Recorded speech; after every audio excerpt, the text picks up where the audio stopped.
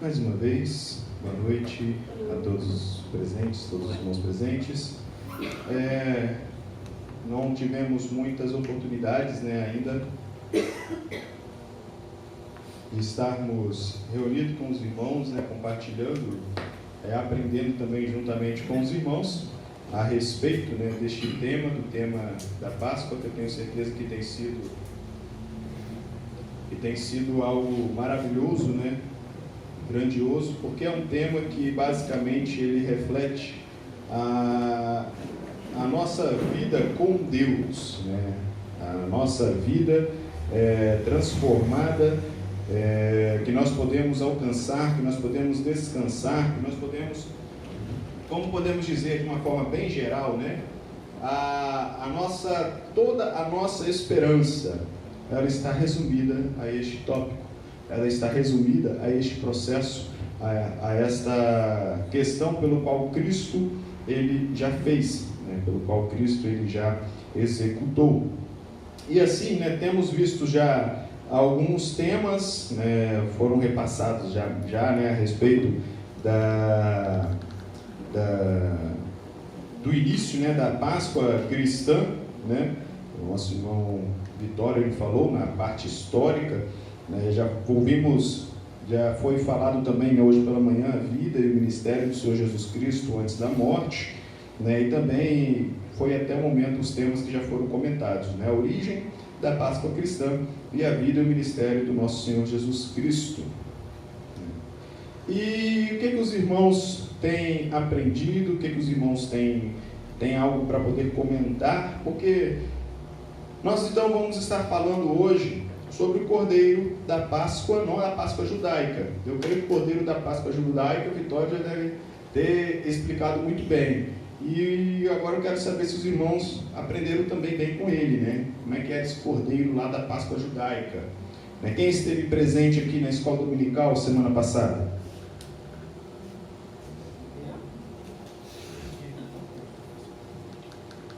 Quem esteve presente? Só para saber para quem eu vou perguntar. Só para saber quem eu vou perguntar. Isadora, como é que era o cordeiro? Tá.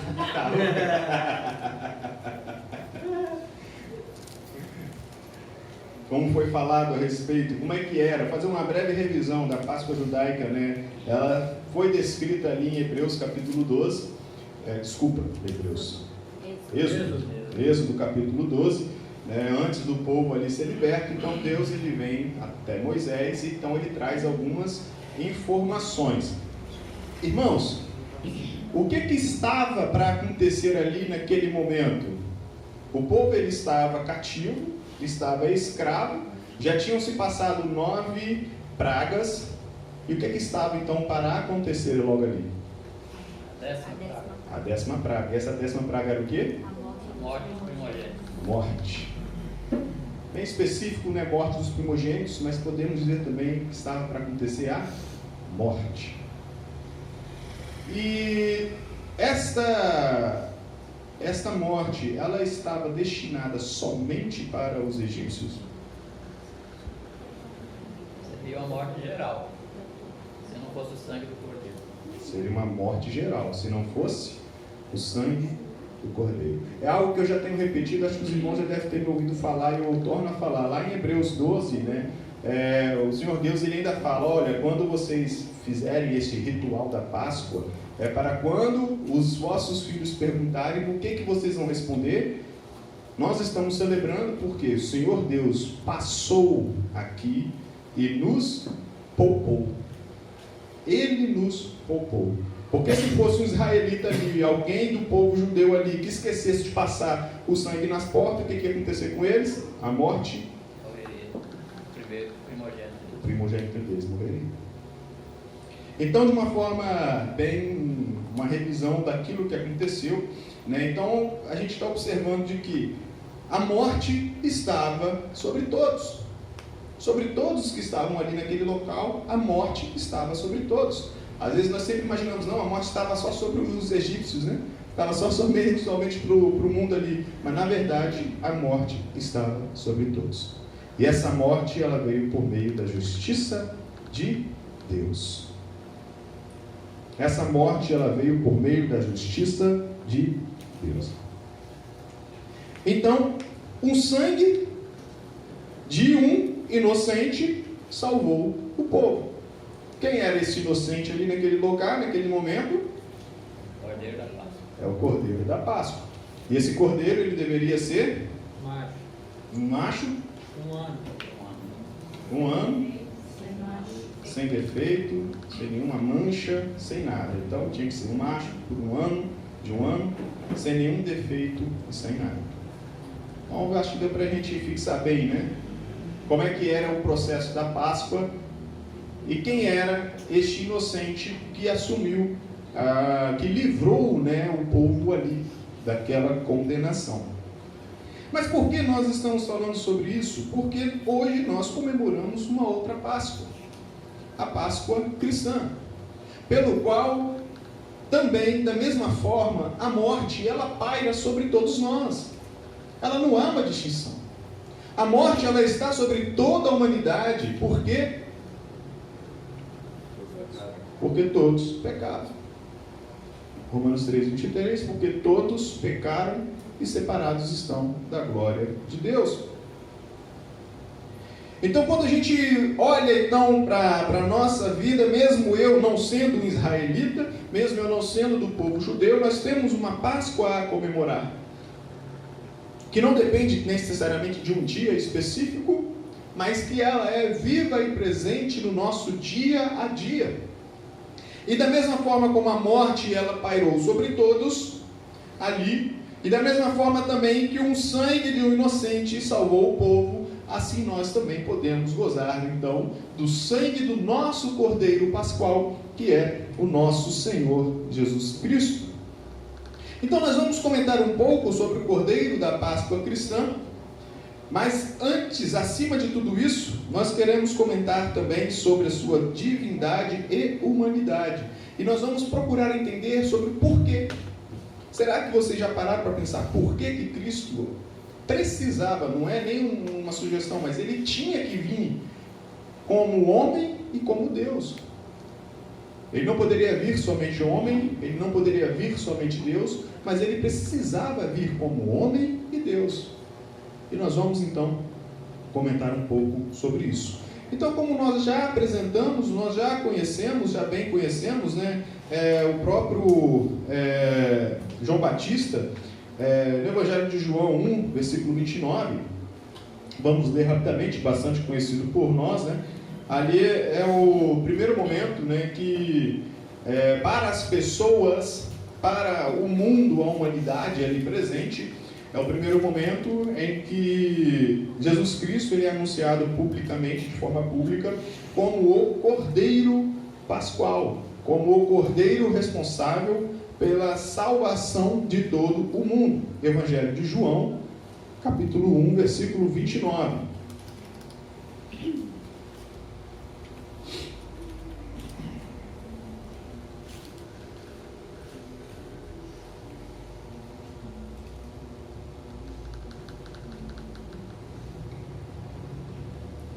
No dia seguinte, João viu Jesus aproximando-se e disse: vejam, é o Cordeiro de Deus que tira o pecado do mundo.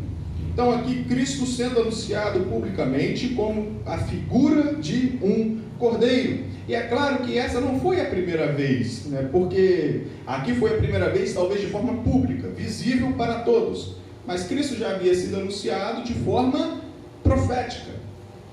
Muito bem conhecemos como é que o profeta Isaías, ali no seu capítulo 53, ele descreve como é a pessoa do Senhor Jesus Cristo, como uma ovelha muda perante os seus tosqueadores, né, ele foi levado ao matadouro. Por ali ele assumiu a nossa culpa, assumiu a nossa iniquidade, e por causa deste sacrifício nós somos sarados, nós somos curados. O próprio profeta Isaías ele já descreve sobre isso. Mas então, para até chegarmos no ponto que nós vamos comentar a respeito da humanidade e divindade desse Cordeiro Pascual, nós precisamos então primeiro entender por que derramamento de sangue. duas perguntas: por que o sangue? E a segunda pergunta: por que um inocente? Por que o sangue? Primeira pergunta. E a segunda: por que um inocente? Algum irmão gostaria de comentar por que o sangue? Por que um sangue derramado? A escritura da carta dos Hebreus diz que sem derramamento de sangue não há remissão de pecado. E por que nós chegamos a este ponto? Qual foi o primeiro pecado? Adão e Eva. O que o Senhor Deus falou com eles?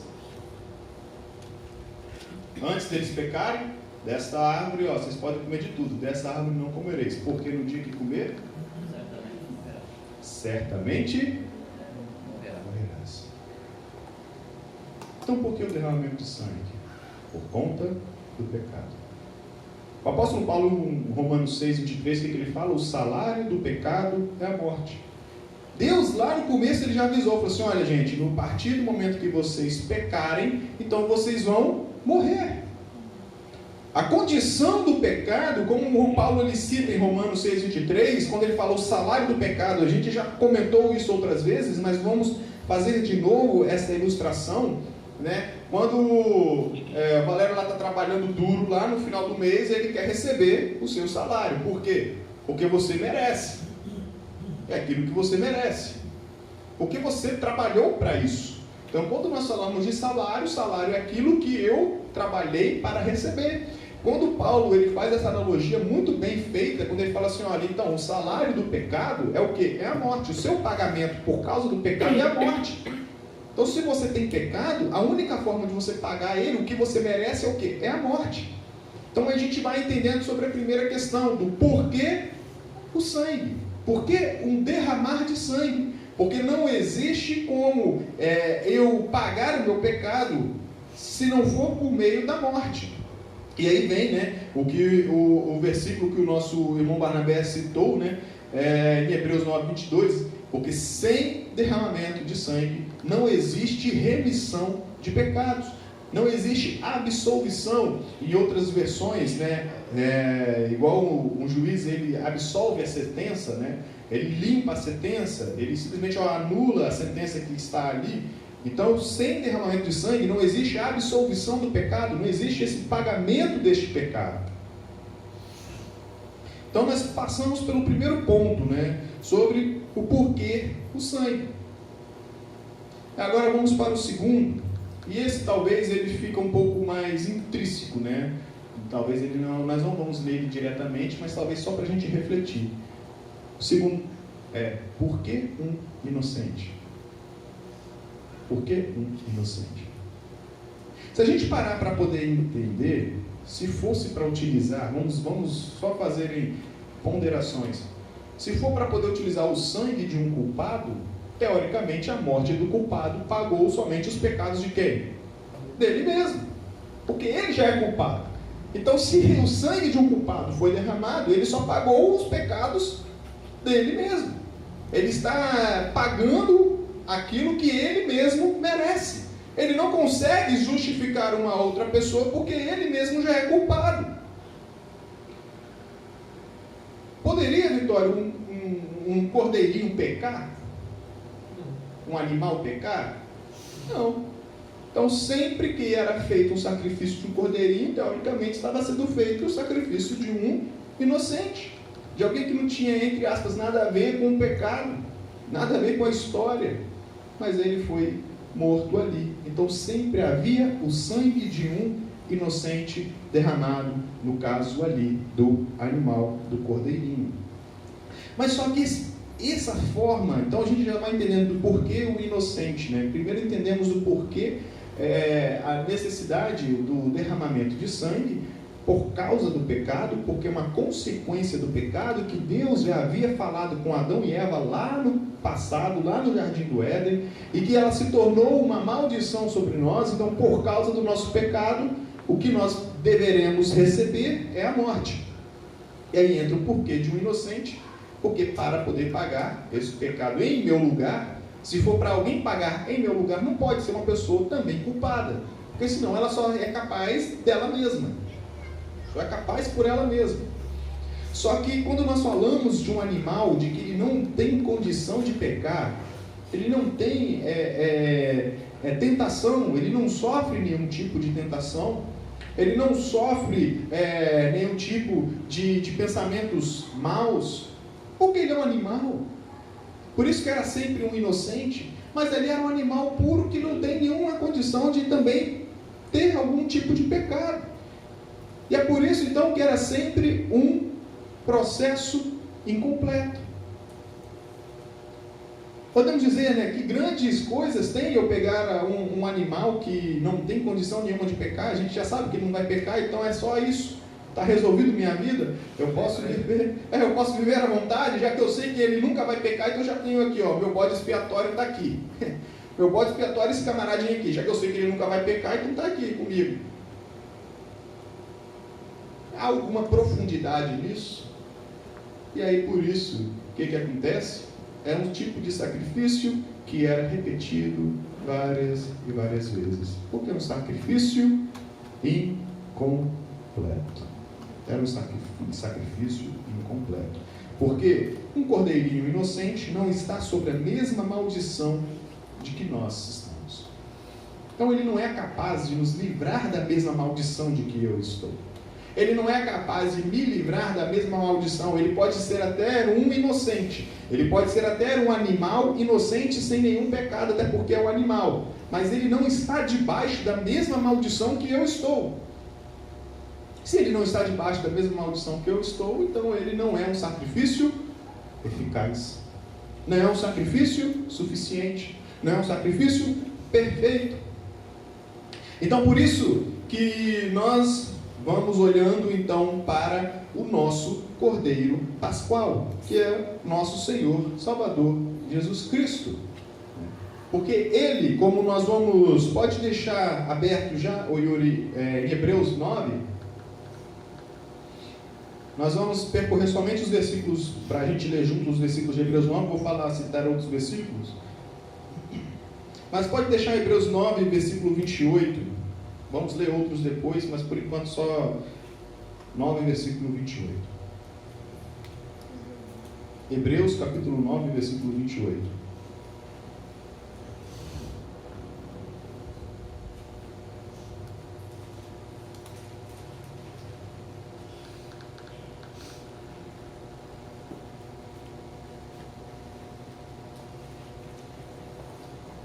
Assim também Cristo foi oferecido em sacrifício uma única vez, para tirar o pecado de muitos. E aparecerá a segunda vez, não para tirar o pecado, mas para trazer salvação aos que aguardam.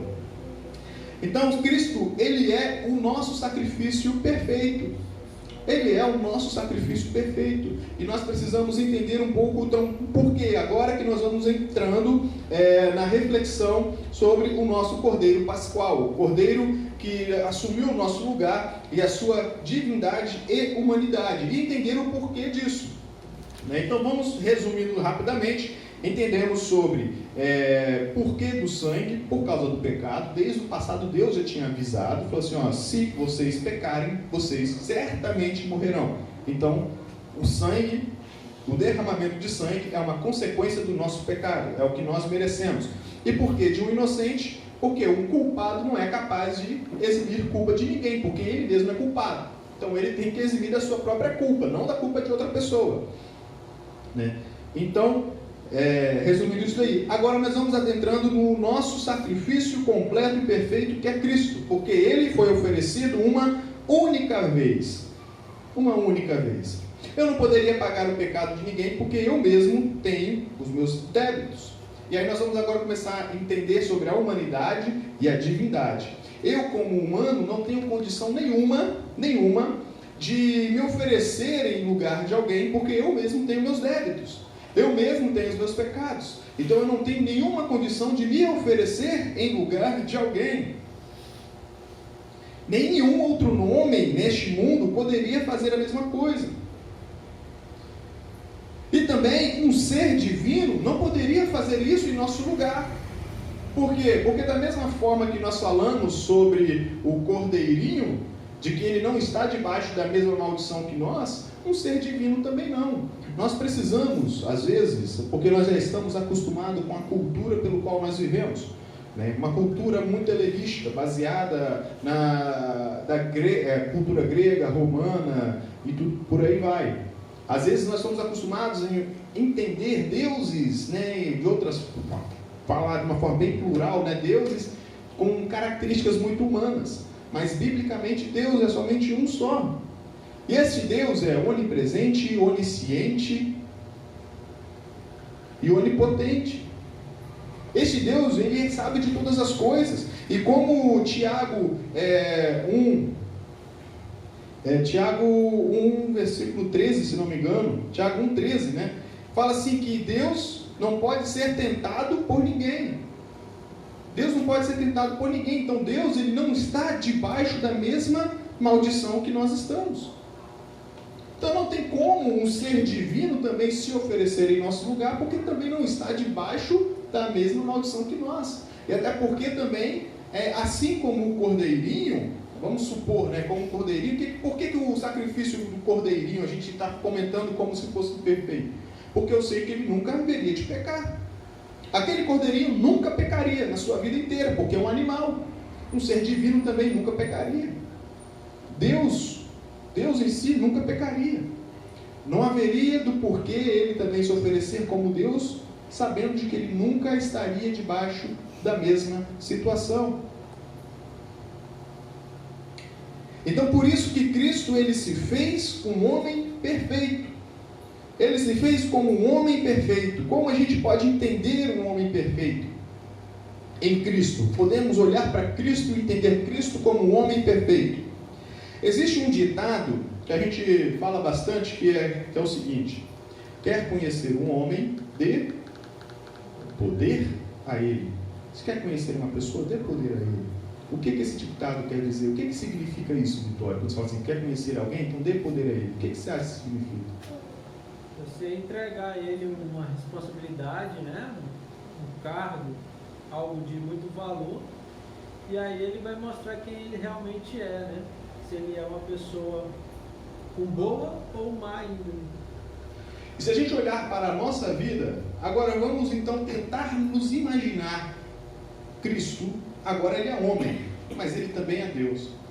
Irmãos, vocês já pararam para imaginar se tudo aquilo, tudo, vamos falar tudo, que já passou pela sua cabeça acontecesse? Tudo que você já pensou, tudo aquilo que você já desejou, tudo aquilo que você já imaginou, que passou pela sua cabeça, acontecesse. O que seria de você? Será que, como o Vitório falou, né? Dê poder a alguém, revele quem você é. Será o que nós revelaríamos de verdade aquilo que nós somos? Será o que nós teríamos condições de revelar para este mundo o que nós realmente somos? Se tudo aquilo que eu pensasse ou imaginasse acontecesse. Cristo, ele era 100% um homem, mas pelo fato dele ser 100% Deus, ele tinha essa capacidade. Ele tinha esse poder em mãos. Ele tinha essa condição de tudo aquilo que ele pensar, desejar ou imaginar pudesse acontecer. O Senhor Jesus Cristo, ele se colocou nessa condição, exatamente para que ele vivesse como nós, tendo as mesmas experiências que nós, tendo as mesmas oportunidades de pecar como nós. Diferente de um cordeirinho, diferente de um animal que ele nunca haveria de pecar, Cristo, ele se colocou debaixo de um contexto de maldição, aonde ele tinha todo o poder deste mundo para fazer o que ele bem quisesse ou desejasse. Ele se colocou neste lugar, ele se colocou desta forma, e ainda assim, mesmo ele tendo todo o poder, como ele fala, né, todo o poder foi me dado nos céus e na terra, eu tenho todo esse poder nas minhas mãos. E ainda assim, quando nós olhamos em Filipenses capítulo 2, né, versículo 5, 8, o que ele fala? Mesmo ele sendo Deus, ele não usurpou-se ser igual a Deus, antes a si mesmo esvaziou-se, assumindo uma forma de servo, sendo servo obediente até morte, e morte de cruz.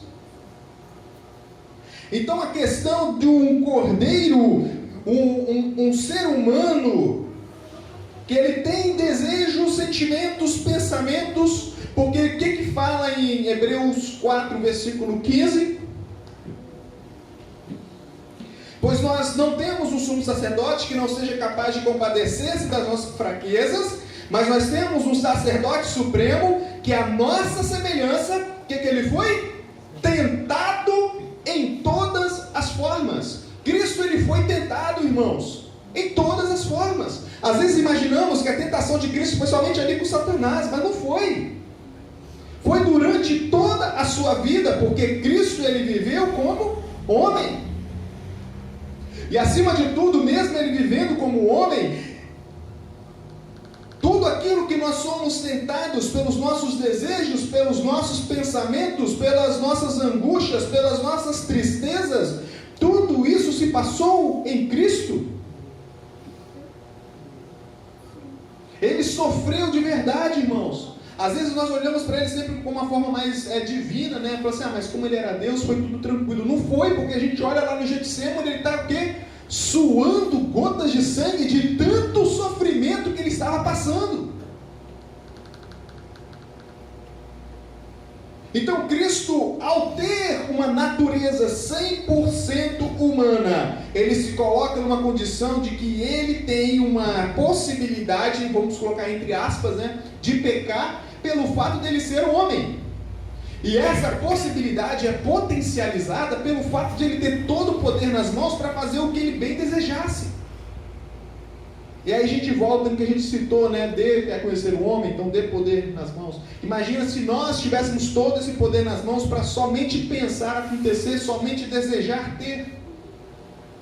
Que espécie de pessoas nós seríamos? O que nós revelaríamos? No interior do nosso coração.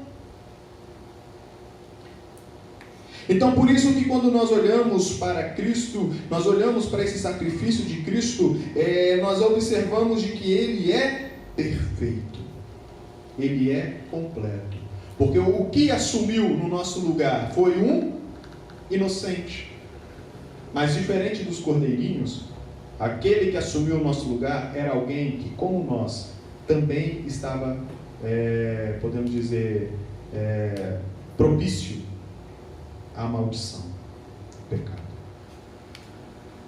Era alguém que também estava propício à maldição do pecado. Estava propício a pecar. Porque ele foi tentado de todas as coisas. Em todas as coisas. Todas. Tudo aquilo que você pensa, que você sabe que está errado, tudo aquilo que você deseja e que você sabe que está errado, tudo aquilo que às vezes você faz e que você sabe que está errado, aquilo que você fala e que você sabe que está errado, todas essas coisas, pense nesse versículo que Hebreus coloca, que ele foi tentado em todas as coisas, pense em tudo isso que você passa na sua vida e que você sabe que está errado, mas mesmo assim às vezes o seu coração deseja, o seu coração quer, às vezes você mesmo faz, todas essas coisas Cristo também passou. Ele não fez, ele não pecou, mas por todas essas coisas, Cristo também passou. E exatamente por causa desta dualidade humana e divina, que nós podemos então ter um sacrifício perfeito, entregue uma só vez em nosso lugar.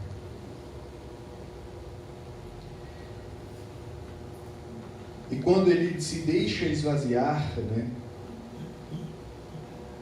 Quando ele deixa esvaziar a sua forma, esvaziar-se de si mesmo, da sua natureza divina, em Filipenses 2, ele elimina toda aquela característica divina que impede ele de pecar. A gente citou Tiago 1,13, né? Que Deus, ele não pode ser tentado por nada nem ninguém. Deus, o ser divino, não pode ser tentado por nada nem ninguém. Então Cristo, ele se esvazia de si mesmo para quê? Para que ele pudesse ser tentado. E ele foi tentado. Ele foi tentado em todas as coisas. Porém, como nós lemos também em Hebreus 4,15, sem pecado algum. Então nós temos então um sacrifício de um inocente, de alguém que também esteve debaixo das mesmas situações que nós vivemos e com a possibilidade de estar debaixo da maldição como nós também estamos. Nós temos um sacrifício perfeito. E aí, a partir do versículo 24, pode colocar o versículo 24, Yuri, de Hebreus 9.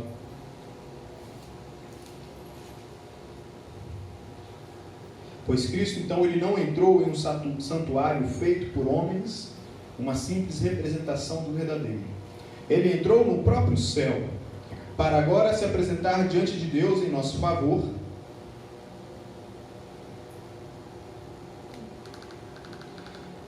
Não, porém, para se oferecer repetidas vezes, à semelhança do sumo sacerdote que entra no Santo dos Santos todos os anos, com sangue alheio.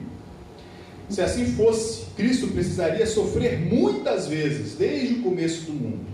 Mas agora ele apareceu uma vez por todas, no fim dos tempos, para aniquilar o pecado, mediante o sacrifício de si mesmo. Da mesma forma como o homem está destinado a morrer uma só vez e depois disso enfrentar o juízo, assim também Cristo foi oferecido em sacrifício uma única vez para tirar os pecados de muitos, e aparecerá segunda vez, não para tirar o pecado, mas para trazer salvação aos que o aguardam. Irmãos, o sacrifício de Cristo, ele é suficiente, ele é superior. A vida e o ministério de Jesus Cristo antes da sua morte, que já foi abordada, foi uma vida pelo qual ele prezou fazer a vontade do Pai. Mas é porque às vezes talvez os apóstolos e os discípulos, Marcos, Lucas, João,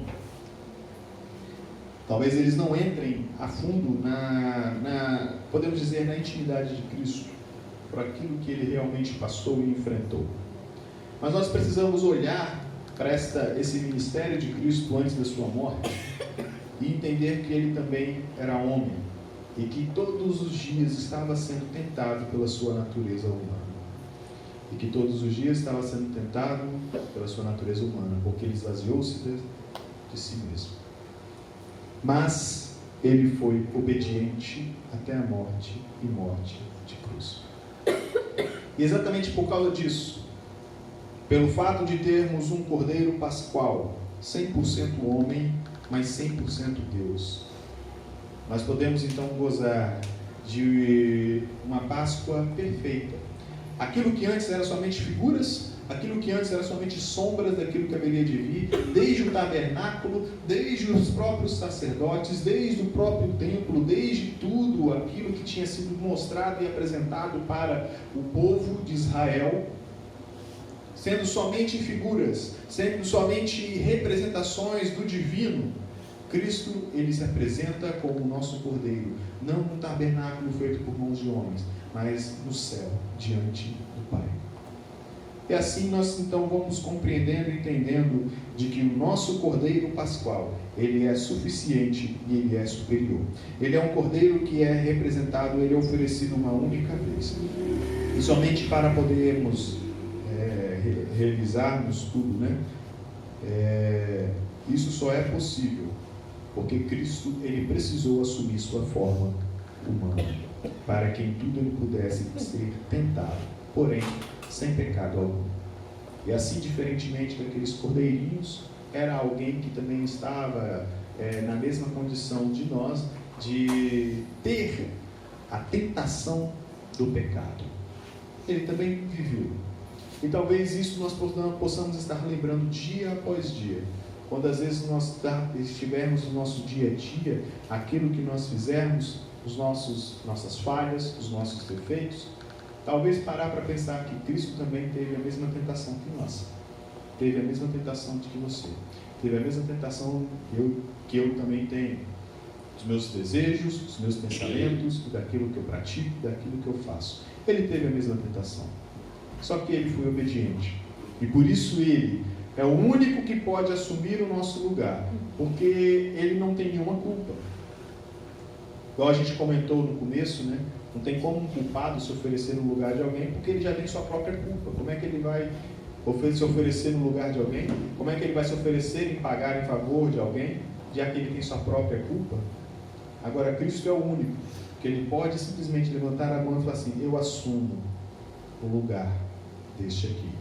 Eu assumo o lugar deste meu filho.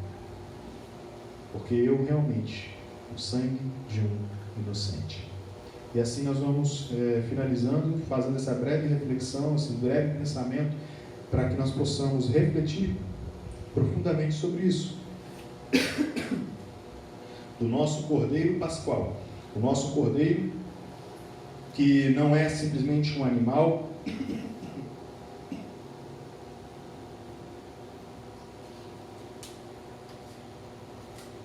e não é somente um animal que não sofre nenhum tipo de tentação, que não sofre nenhum tipo de possibilidade de pecar, mas simplesmente é aquele que, mesmo sendo Deus, assumiu uma forma humana e se deixou ser tentado, porém sem pecado. Aquele que se deixou viver aquilo que nós vivemos, passar por aquilo que nós passamos, porém sem nenhum pecado. E ele sim pode dizer, como varão perfeito, homem perfeito, o único que pode assumir o nosso lugar de uma vez por todas. Este sim é o nosso Cordeiro Pascual. Aquele que é suficiente e aquele que é superior a qualquer outra coisa neste mundo. E que é somente por conta disso. E é por isso que nós precisamos aprender cada vez mais sobre a divindade e a humanidade de Cristo. Porque isso não é um capricho. Isso não é somente uma ideia qualquer. Este é o nosso cerne da nossa salvação. É o cerne da nossa salvação. É a base da nossa salvação. Porque se não fosse Cristo, 100% homem, 100% Deus, nós não teríamos um sacrifício perfeito. Se não fosse Cristo, 100% homem, 100% Deus, se oferecendo em nosso lugar, nós não teríamos um Cordeiro perfeito.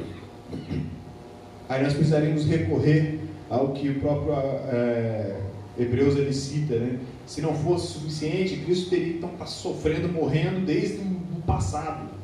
Se não fosse suficiente, mas Ele é perfeito.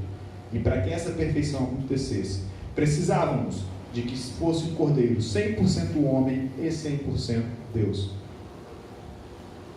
Nosso Cordeiro Pascual, a sua humanidade e a sua divindade. Se não fossem esses atributos, nós nunca poderíamos estar gozando o que nós acabamos de cantar, o que nós acabamos de falar e o que nós acabamos de refletir.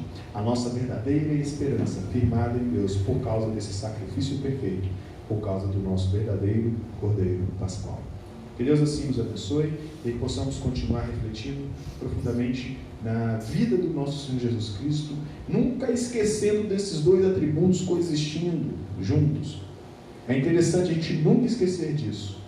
Porque da mesma forma, quando a gente passa por uma situação, às vezes tem algum desejo que se entra em nosso coração e que a gente quer executar isso, lembre-se, pense o seguinte: se eu tivesse todo o poder no mundo, eu fazia isso agora mesmo. O Senhor Jesus Cristo, Ele tinha esse poder nas mãos. Mas mesmo diante das tentações, Ele não usou desse poder para satisfazer as suas próprias vontades. Mas antes, o que Ele falava? A minha vontade é fazer a vontade do Pai. A minha vontade é fazer a vontade do Pai. Que possamos refletir bastante nisso e nunca, irmãos, nunca deixarmos perder essa verdade nas nossas vidas.